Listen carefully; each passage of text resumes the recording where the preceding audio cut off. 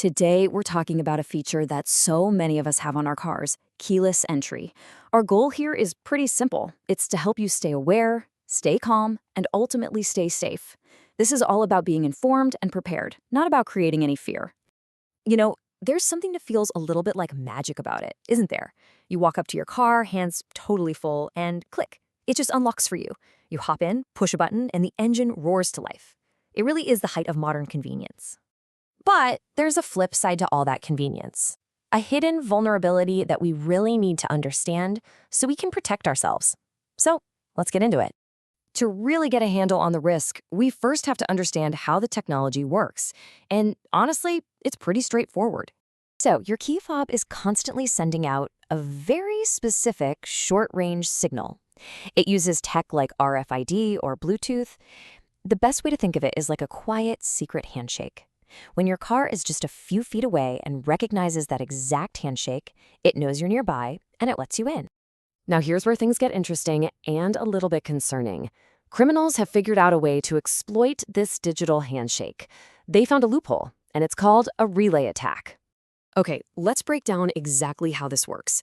It takes two thieves working together. The first one will stand near your house, holding a special device that boosts signals.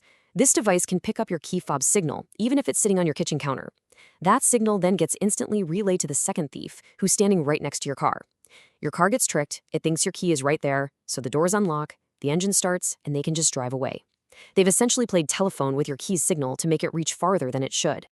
And here's the really shocking part. It happens incredibly fast.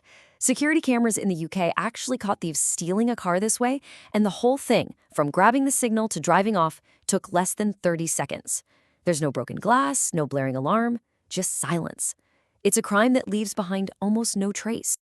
So you can see why this is such a big problem. The theft is completely silent and incredibly quick. And because there's no forced entry, it can sometimes make insurance claims more complicated. This can happen anywhere, even in what you think is a safe driveway, as long as your key is close enough for their gear to pick up its signal. All right, now that we understand the risk, let's get to the most important part, how to protect yourself. And the good news is, the solutions are actually pretty simple and very effective. Let's walk through these simple measures. First, get a Faraday pouch. It's a small bag that blocks signals. When your key's inside, its signal can't escape, so thieves can't capture it. Second, just be mindful of where you leave your keys at home. Try to keep them away from the front door or windows. Third, check your car's manual. Some cars actually let you turn off the keyless feature. Fourth, you can't go wrong with an old-school steering wheel lock. It's a great physical deterrent and sends a clear message to thieves to just move on. And finally, whenever you can, park smart. Choose areas that are well-lit and visible. This brings us to a core principle that applies to so much of our security these days. Always stop, think, and verify. Just taking that brief pause to be mindful can make all the difference in the world. And this really gets to the heart of it all, doesn't it?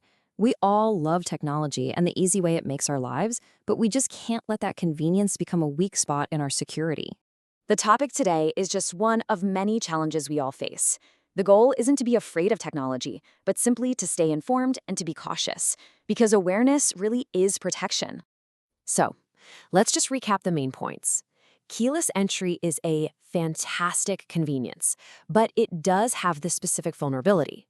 Simple things like Faraday pouches and where you keep your keys can basically eliminate that risk. And at the end of the day, just being aware and cautious is your absolute best defense. If you stay alert, you stay safe. Thank you for watching. Stay safe, stay aware, and please share this information with your family.